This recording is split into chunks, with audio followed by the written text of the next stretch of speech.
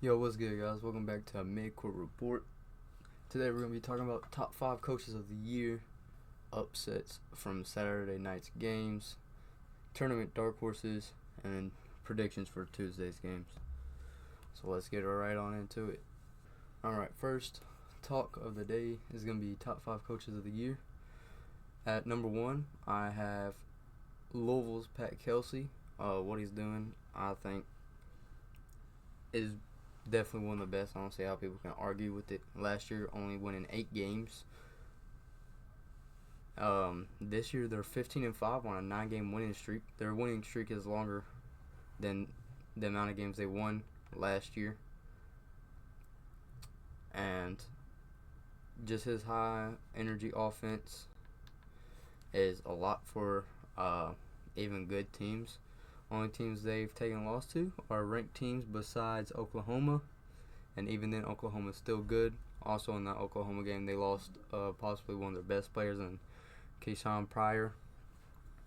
And then Duke only beat them by 11. Kentucky only beat them by 8. They did get absolutely waxed by Ole Miss and Tennessee, but those games were also closer to the beginning of the year. And Ole Miss was right after they lost Keyshawn Pryor. So they had a lot of roles that they were trying to figure out, and that were being moved, and pieces still haven't fallen into place for them. I think this team's actually a pretty good team. I think they could compete with anybody. As of right now, they're kind of just running through the ACC with Duke. Those two teams being at the top of the ACC leaderboard. Although Clemson does have only one loss in the ACC as well. They lost to Louisville, so Louisville has the tiebreaker against them. The only loss Louisville has in the ACC is to Duke. I think Pat Kelsey is 100% in the lead for Coach of the Year. No doubt about it. I don't see why he would lose it. These next couple of guys that are going to pop up, I'll have it up on the screen as well, of my top 5. First, I got Bruce Pearl of Auburn. Obviously, it's kind of harder to give the next 4 coaches I have more praise than Pat Kelsey because of how bad Louisville was last year and actually how good they are this year. Although the ACC is not the greatest, them and Duke are literally just running through the ACC, with Louisville's only loss in the ACC coming to Duke in a game that they actually were really competitive in. But yeah, Bruce Pearl of Auburn, only one loss on the year, coming to Duke by 6 points. Yeah, they've beaten Tennessee. They beat Tennessee last night. They beat Georgia. They beat Mississippi State. They beat Purdue. Iowa State, North Carolina, Houston. Only team they've lost to is Duke. So props on that. Obviously they are an SEC team, and the SEC is insane this year. And they haven't lost a SEC game yet. They're the only team in the SEC to still be undefeated. They're 6-0 in the SEC. Alabama's 6-1. Florida's 5-2, and then Missouri's 5-2. Bruce Pearl, I like what he does with this offense. They play very physical. They play very smart. They're very much a high IQ offense, and they get the job done every time they play. Although their last 2 games have only been won by a total of 4 points, beat Georgia by 2, 70-68, and beat Tennessee by 2, 53-51. They're just obviously they're a very good team, so I have to have Bruce Pearl up there. Like I said, I can't put him over Pat Kelsey. Reason why is because Auburn was good last year. And so they're going to get a lot of high-end recruits and transfers just because of, one, the conference they're in, and then they're also just a good school already. Same goes with Kentucky and Duke. They were both good last year, although Kentucky lost in the first round of March Madness to the 14 seed. But like, those teams are still going to get high-end recruits, high-end transfers, just because of their name and their brand and the NIL money that they bring in.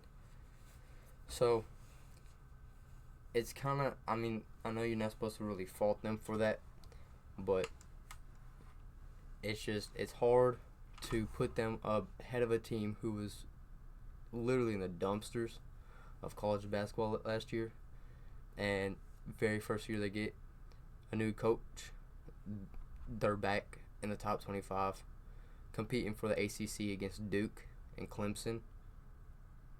Like, it's kind of hard to put anybody over a team that was so bad and is now actually competing at a very high level. And then number 3, I got Mark Pope of the UK, Kentucky Wildcats. They are on a 2-game losing streak, coming in number 4 Alabama, 102-97, and then just last night Vanderbilt 74-69. Kentucky's defense is not the best. I'm gonna be talking about them later with the Vanderbilt game, so I'm not gonna get too much into them, but I like what Mark Pope's doing. He is also just following into John Calipari's footsteps right now. He just hopped in. Now he's going to try to take over and continue the path where John Calipari stops. Once again, they have a good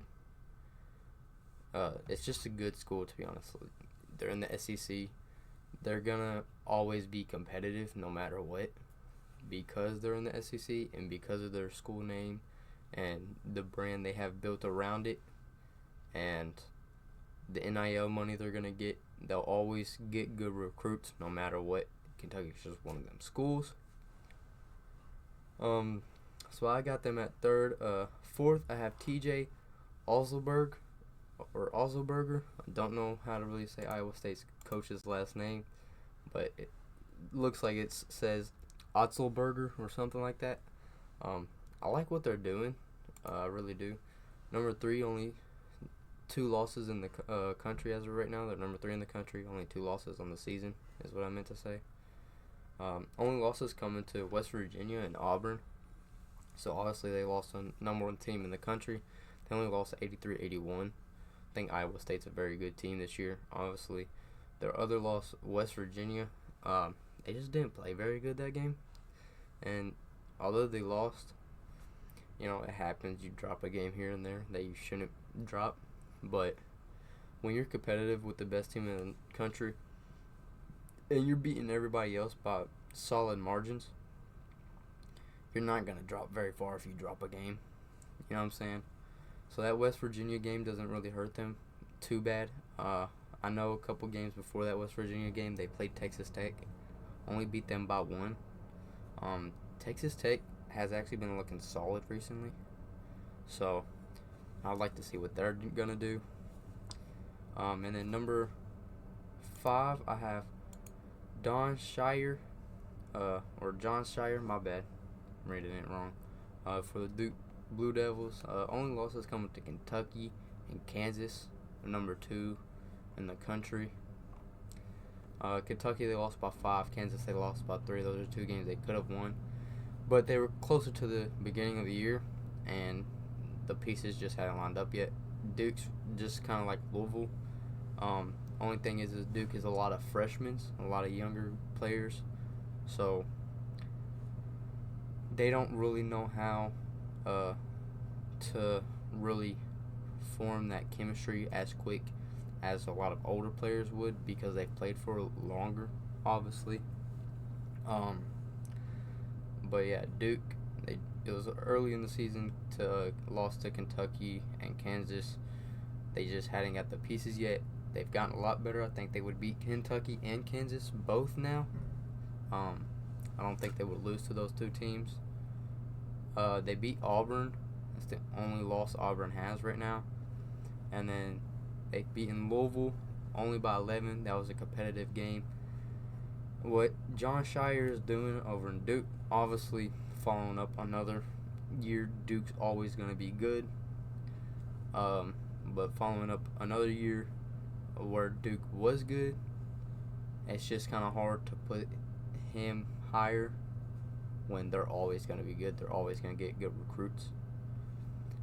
I feel like a lot of people probably have Duke higher because of Cooper Flagg, and more or less so because of what the coach is doing there. I do love how his offense is ran, though. Obviously, they played through Cooper Flagg a lot, but they use the ball to their advantage. They pass a lot. They cut a lot. They find the open guy. They drive and then kick out if they have to. They're very physical. They're a tough team, and they like to play quickly as well sometimes. They like to get out on a lot of fast breaks as well if they can. And it's pretty hard to beat teams who are just really energetic, really fast-paced. And they control a lot of the game with their momentum. They speed the game up to how they want it most of the time. And that's a big reason why they're blowing out a lot of teams at the ACC. They did barely just beat Wake Forest, but it was at Wake Forest. They won by 7, 63-56. Wake Forest is another one. They're getting better, and they actually have Louisville coming up this Tuesday, which we'll talk about in the MidCourt Report. But anyways, to end off first talk, that is my top 5 coach of the year race. That's my top 5 coach of the year ladder. Let's go ahead and hop into upset alerts. Alright, first we're going to start off with number 9, Kentucky. They played Vanderbilt. It was actually at Vanderbilt, so it's an away game for Kentucky. Man, Vanderbilt 16-4. Kentucky's 14-5. 3-3 in their conference. Vanderbilt's 4-3 in their conference. Otega Owe led the way for Kentucky with 21 points, 3 rebounds, and 12 rebounds, my bad, and 3 assists. Lamont Butler did not have a good game too, 7 from the field. Jackson Robinson shot pretty well, 4 of 8, 3 of 5 from 3. And then Ansley Elmore, 4 of 5 from 3 for 12 points, 4 rebounds. They didn't shoot bad, but it was like they turned the ball over so much more than Vanderbilt did. Kentucky turned the ball over 17 times, so Vanderbilt only turning it over 5. So that's 12 extra shots for Vanderbilt, which is why they won. Kentucky shot 48% from the field, 39% from 3, 60% from the free throw line. Vanderbilt did not shoot very well, 43% from the field, 36% from 3, and then 4 of 11 from the free throw line for 36% as well. Vanderbilt realistically should not have won, but they won because of turnovers. They jumped out to an early lead at halftime, 41-27. They were up 14 over Kentucky. Kentucky started battling back in the second half. They even took the lead by 4 at one point. And then they just couldn't close it out. Vanderbilt wasn't playing the greatest to start off the second half. And then they picked it back up a little bit. And they won because of that. It won 74-69 against number 9 Kentucky.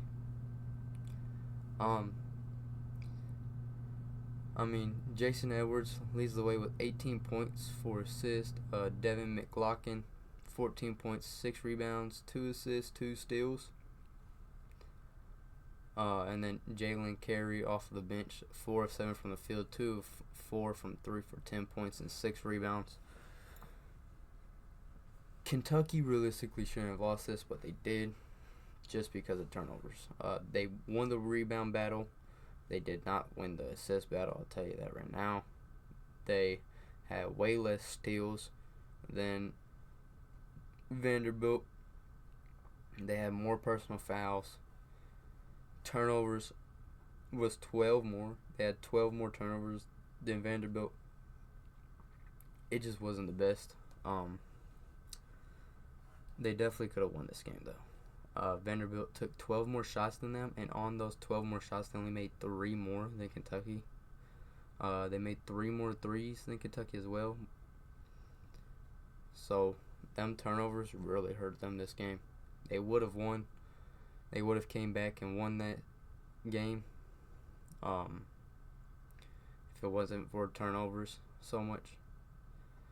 But you can't do nothing about it. You just gotta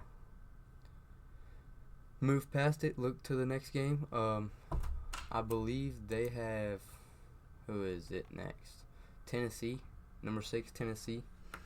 So, and it's at Tennessee, so that's going to be a tough game. I would like to watch that game, and I'm probably going to. It's at 7 p.m. on ESPN Tuesday night. That will be in our predictions, so I am going to predict that one, but I think that would be a good game. Up next, we got number 13 Texas A&M versus Texas. Texas ends up winning by 1. For Texas A&M, Wade Taylor, the fourth, leads the way with 15 points, 3 steals, 3 assists, 3 rebounds, 5 of 8 from 3, 5 of 11 from the field. He hit all threes. That's the only thing he made in this game. Phelps did not shoot very well. He was 3 of 10. Farrell Payne was 3 of 10 as well from the field. He didn't shoot very well. Manny Abaski was 5 of 8 off the bench, 1 of 2 from 3 for 13 points and 4 rebounds. They didn't shoot the best. They shot very good from 3, 52% from 3. The Aggies did 42% from the field, though, and they were only 3 of 8 from the free throw line. Only 8 free throws all game, and all 8 of those free throws came off the bench from Manny Abaski and then Farrell Payne. I believe I'm saying the names right. They lost this game because of free throws. I'm going to tell you that right now. They lost this game because of free throws. They had 12 more shot attempts than the Longhorns did. They had 3 more makes than the Longhorns did. And they had 4 more made threes. They lost this game because they were outscored by 11 points at the line. Texas A&M out-rebounded them. They had, actually that's it. They had more turnovers than the Longhorns did. That's a factor. They had more fouls. Longhorns had 9 blocks. The Aggies only had 3. I mean, they didn't have very many assists, only 12 assists on the game. Texas A&M would have won this had they not fouled so much. Let's just be for real. The Longhorns, I don't think are bad. They're not a bad team at all. They've lost to UConn. They already lost to Texas A&M once, about 20. Lost to Auburn, Tennessee. They did beat Oklahoma, Missouri, and now Texas A&M last night. They lost to Florida, so I wouldn't say the Longhorns are a bad team, but I don't think they're great. They're 3-4 in the SEC, 14-6 on the year. And the Aggies, on the other hand, they could have, and they really should have won because they were up 18 at halftime, 43-25. They got outscored 45-26 in the second. That's embarrassing. That is embarrassing. I don't care who says what. That's embarrassing. You're up 43-25 at halftime. You're up 18 at half. And then it's like you just have nothing going for you in the second. You get outscored by 19. 45-26. That's crazy. That's crazy. So from halftime to the end, you're down 18. You win by 1. It's a 19-point turnaround. So you get outscored by 19 in a second. You can't let that happen, especially when you're ranked top 15. Even if it is a rival school and it's at their stadium, you can't let that happen.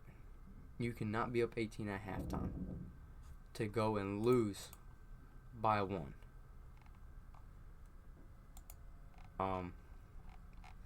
They did struggle a lot. I will say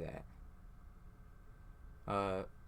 Tremont Mark made that layup with 3 seconds left to give Texas the lead, and then Wade Taylor shot that last 3, I believe is what it was. It was kind of a deep 3 to try win the game. They just didn't get down the court in time. I think there was 3 seconds left after Tremont Mark made that layup, and he didn't make it. He was just off. Did not help at all, to be honest. They should have won this game, though. They really should have. This game came down to the wire because they were up by 19 or 18 at half. So it's kind of crazy. You can't be letting that happen. But you lose some, you win some. They're 15-5 on the year, 4-3 in SEC conference. So they're just gonna have to move on by it and just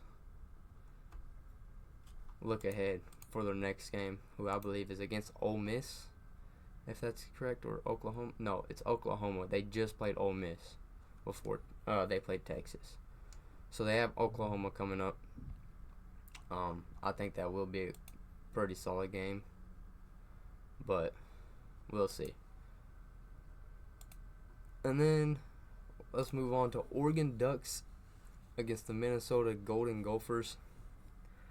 Oregon loses by 8, 69-77. They got outscored in the first half, 44-38. They were down 6 at halftime. Then they were outscored 33-31 in the second. Really, this game was close, just not what you wanted it to be. Obviously, you didn't get the results you wanted. Brandon Angle had 18 points, or Angel. I'm a little delirious right now. He had 18 points for 5 of 10 from the field, 3 of 7 from 3, 5 of 7 from the free throw line with 5 rebounds. He led the way. And then Jackson, I don't know how to say his last name. I'm not even going to try it. 15 points. TJ Bamba, 15 points, 4 assists, 3 rebounds, 2 steals. They didn't really get any scoring production off the bench. The bench in total was 4 of 13 from the field, so under 33% from the bench unit, which is not the greatest. You always need somebody on the bench to have something going for them, to be another threat. It always helps whenever you have somebody on the bench being another threat. But for Minnesota, Dawson Garcia, 31 points, 6 rebounds, 2 assists, 3 blocks on 13 of 19 from the field, 3 of 5 from 3. And then 100% from the line. Led Minnesota to this win. They did. He definitely led them to this win. Minnesota wins this game just by out-shooting them. Minnesota had more fouls. They had about the same amount of turnovers. Minnesota out-assisted them. They moved the ball way more, 22-12. They out-rebounded Oregon as well. Parker Fox had 13 points and 11 rebounds for Minnesota. So they were just on the glass, offensively and defensively. On the offensive end, they had 10 offensive rebounds to Oregon's 4. So that's 10 extra chances, and Oregon only getting 4 extra chances. Oregon shot 22-48 from the field for 46%. Minnesota shot 30 of 57 from the field for 53%. Like I said, those second chance points from the offensive glass really helped, because they had 6 more second chance points off the offensive glass. And that leaves, if they only both get 4 offensive rebounds, if Oregon does their job and grabs those offensive rebounds, maybe even just 4 more defensive rebounds, they just take away 4 of Minnesota's offensive rebounds, this game's completely different. I mean, Minnesota put up 9 more shots. They made 8 more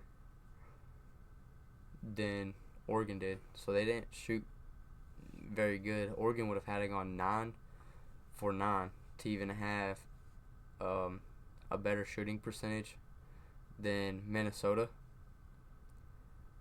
So, I mean, you look at it, you win the free throw battle, 17 of 21 for Oregon to 11 of 18 from the Golden Gophers. Yet you lose by 8. You got to look somewhere. I mean, you only had 2 more turnovers than they did, so it's not like you got absolutely destroyed on the turnover battle. But then you look at the offensive rebounds, and they have 6 more offensive rebounds than you. That's 6 more second chance points. You just get outclassed on the offensive board, and that's how you lose games. That's exactly how games are lost, and that's a recipe for disaster, and that's what happened. And then we got UConn, number 19 UConn versus Xavier. Solo ball for UConn had 20 points, 11 rebounds, 6 for 17, 3 for 11 from 3. He didn't shoot the best, but he was the only one getting buckets. He also got a lot of rebounds. And then Hassan Diarra, or however you say his name, was 5 of 8 for 12 points, 4 assists, 5 rebounds, 3 steals. So he didn't have a horrible game. And then Andy Mahoney, 4 of 7 from the field, 2 of 3 from 3, 4 of 6 from the line for 14 points, 3 assists, 3 rebounds as well off the bench. UConn just, they didn't play the best that I've seen them play, to be honest. But they lost this game because of foul trouble. Alex Caravan had 5. Jalen Stewart had 3. Jaden Ross had 4 in 25 minutes. Terrace Reed Jr. had 4 in 11 minutes. They weren't very physical with Xavier. Xavier was just more physical than them and got to the line 7 more times than they did. They made 4 more free throws than they did. UConn lost this game because of fouls. UConn had 22 fouls. Xavier only having 15. And then for Xavier, Zach Fremantle, 15 points.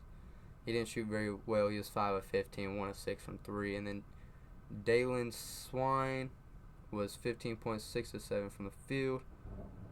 And then off the bench, Dante Maddox Jr. had 14 points on 5 of 6, 3 of 4 from 3 with 3 assists. And then Jerome Hunter had 12 points, 5 rebounds on 3 of 6 from the field, 1 of 1 from 3, 5 of 5 from the line.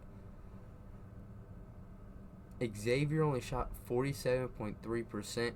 Same with UConn. They both shot the same exact amount of times. Both of them having 55 attempts. Both of them making 26 shots.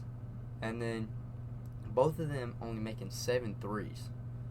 So if you take everyone's free throws away, this is a tie game.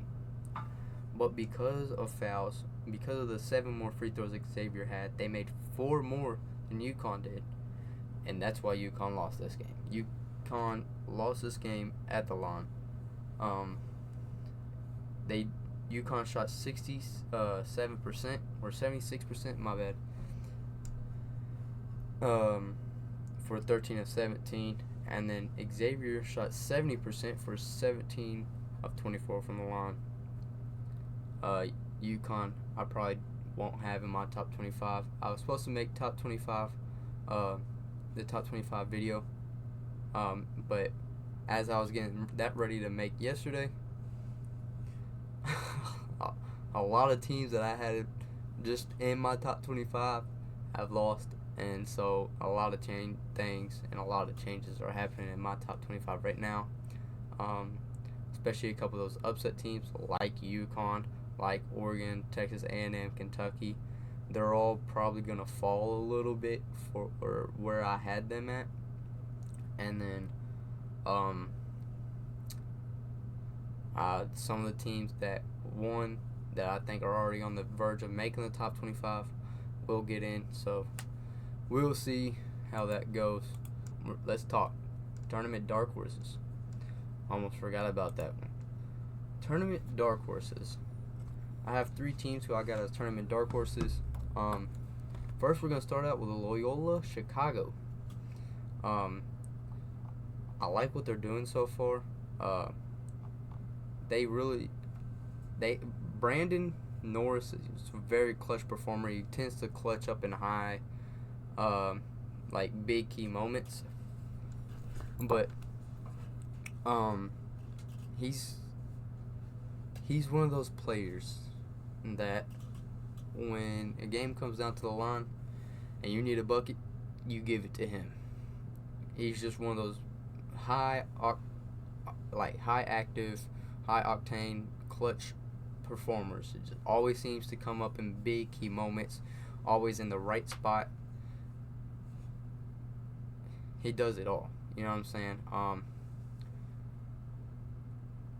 I think if they get into the right situation with the right momentum and it comes down to the wire and it's a good game, they're going to look to Brandon Norris, and he can do it. Because we've seen him do it a couple of times already. He is a very clutch performer. He tends to win them games, and he likes being in those situations. He likes to have the crowd up on their feet when he's pulling up for that jumper, when he's getting to the basket. He likes when there's that energy, that tension in the air of the game being close. He likes that feeling, and he's one of those players who's they're just clutch. But yeah, and then for their X factors, their defense, man. How do I say it? Their defense is they're very disciplined. It's like lockdown. I mean, they can give anybody fits, keep them in any game. Their defense is actually a lot better than I think what people give credit for. They are very disciplined. They stay on their feet a lot. And then not only that, they have a solid coach. They're not bad. I mean, you gotta think about it. Let's see. I mean, here's some of the, factors. Obviously, momentum's playing into it. But staying focused, this Loyola Chicago team stays very focused. It's easy to get caught up in the hype and pressure and stuff of the tournament, but this team tends to stay focused and take it one game at a time, just like the next team I'm going to talk about. But they also have a lot of confidence in themselves. They believe in themselves that they can do things, and then they also really enjoyed the underdog role. As we've seen a couple years ago, they were the underdog in almost every game in the NCAA tournament. I think they went to the Elite Eight.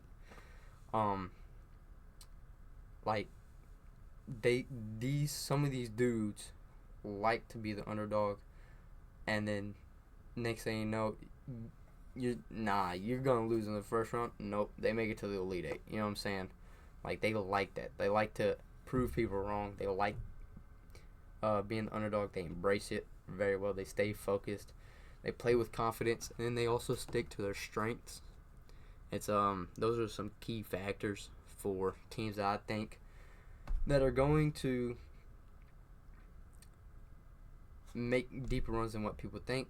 I also think these are my dark horses. And then, not only that, their X factor, defense, like I said, very disciplined. they stay on their feet. You know what I'm saying? They're going to get stops. They're going to go on runs. They have a good clutch performer. So if all that falls in place, they're going to upset somebody. Next up, I have Louisville. I love Pat Kelsey's offense, okay? Just high energy, very active. They they pass the ball a lot, as we've seen from Chucky Hepburn having 16 assists the other night.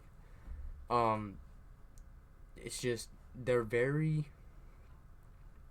physical. Louisville's offense and defense is very physical. They like to get to the rack. They like to get to the rack and kick out. They shoot a lot of threes. So, yes, they could live and die by the three, but if you die by it, you die by it. Chucky Hepburn's playmaking is one of the X factors, I would say, for them. How much he's going to move the ball and how much success he's going to have. A lot of teams are going to look to stop him because he is basically the motor of this Louisville offense. For this team, I think one of the things that makes them a dark horse is their consistency. They tend to perform very well under pressure. So against North Carolina, up by 1 with 3 minutes left, they go on a 13-1 run to win by 13 against North Carolina. Then Pitt at Pitt is a very good game. It's close. They go on a run to end up winning. I think they won by 4 or 6 or something like that. But they ended up winning. They closed it out. They're very consistent, especially here recently. Obviously, they're not playing the best teams because they're in the ACC, but I don't think they're playing bad teams. So I like that they're very consistent. Even when they're not in the spotlight, you know what I'm saying? They're starting to get more media attention as the year goes on because they're winning now, and they're on a 9-game win streak. They have the type of offense that is super consistent. When one player doesn't play well, the next plays well. You know what I'm saying? And that's what leads me to the next point for them, their depth. They don't have a very deep roster as of right now because of injuries. With Kayshawn Pryor, Corian Johnson both being out for the season. Noah Waterman being hurt now with his broken thumb. He had surgery on his thumb. So, their depth isn't as deep as they want it, and it's not as deep as Pat Kelsey would have liked. He would have definitely had a 10-man rotation if he could, but he can't right now because of injuries. But even without that, their bench is very strong. Their bench puts in a lot of work, and they're very active, and they're strong. They're physical on the defensive end. They can score if they need be. And then also just coaching. Pat Kelsey's got to be one of the smartest coaches. He's strategic, knows how to maximize the team's strengths. He keeps them playing to their strengths. Obviously, to get better as a player, you want to play to your weaknesses and maximize your weaknesses to make them strengths. But this team has meshed so well together over the season that I'm really waiting for this ACC tournament to see how they play in big situations.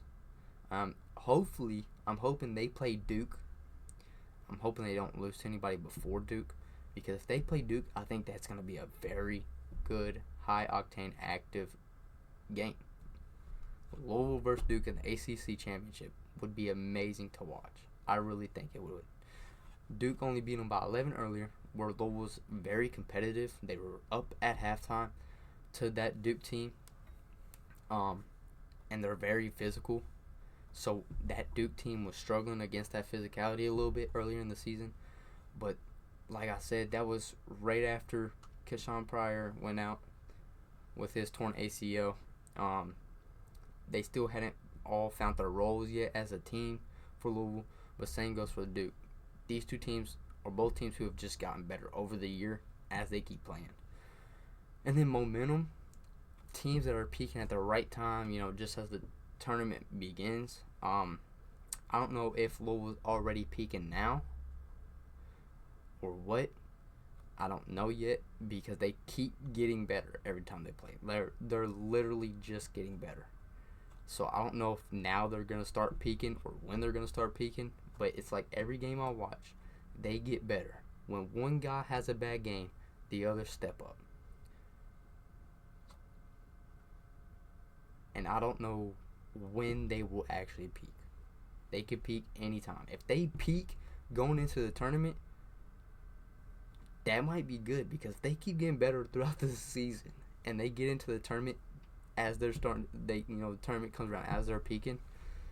They beat, they win the first round, make it to round of 32. They could win the second round, make it to the Sweet 16, and upset teams. Like, especially if they peak at the right moment and they're not actually even peaking now, they can very much win. Next team that I have is Furman. High scoring offense. They're very high scoring offense. Like, if I could see Furman, if they get a game against Kentucky in the first round, Kentucky's defense is not the best. They allow a lot of points. And Furman has a very high scoring offense. Mike Bothwell is a dynamic scorer for Furman who can get buckets in very many ways. Just goes out there to get buckets. And he always seems to be in the right spot at the right time, the right place at the right time, always there. And he's always getting buckets. Mike Bothwell, he's a bucket getter. He really is. He is very much a bucket getter. He can get buckets whenever he needs to. Not only that, I think their X factor is just high energy style. Like, their high energy style can be a lot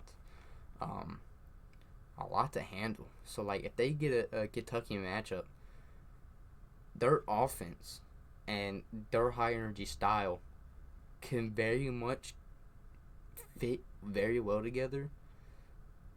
And if they keep their momentum in a round one against Kentucky, or if they play them in the second round or whatever, if somehow they get a team like Kentucky who can score a lot but isn't the greatest on defense, their high energy, the way their offense is ran, how much they actually score, can put problems to whatever team that is. Kentucky's just an example. I don't know if they are going to play Kentucky. I'm just throwing it out there. But yeah, their X factor is definitely just their energy, how, like, their style, and just how much they can bother the other team.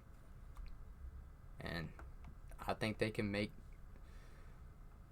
maybe Sweet 16 at most is where I would have them going, because eventually some team, especially good teams that they're going to end up playing, one of them is going to have the type of team who doesn't get bothered by those high energy style teams, those high scoring offensive teams, and that they can actually play a lot better defense than a team like Kentucky. Kentucky tends to allow a lot of points, I've noticed over the year. So a team that Furman could get in the first round who doesn't have the greatest defense and tends to allow a lot of points would be like the perfect setup for an upset, and for Furman to make the round of 32, make the round, or make the Sweet 16. I mean, I don't think Furman's very bad, especially with Mike Bothwell being one of the best scorers, one of the most complete scorers that I've seen so far this year. All right. Now, after talking about the Let's Talk tournament dark horses, let's hop into MidCourt Reports Tuesday games and predictions. Game predictions, we're going to start off with Kentucky, Tennessee. Kentucky is playing at Tennessee. Number 9 Kentucky versus number 6 Tennessee. these rankings are definitely going to change because these teams play Tuesday. Rankings update Monday. I don't think Kentucky will be a 9 seed. I'm going to say they're going to be a 13 seed is what I'm going to predict. Tennessee, I'll probably say, is a 9 seed, 8 seed. I'm going to go with Tennessee for this one, though. I'm going to take Tennessee's very high and high active, high energy type defense. And then also the offense isn't horrible.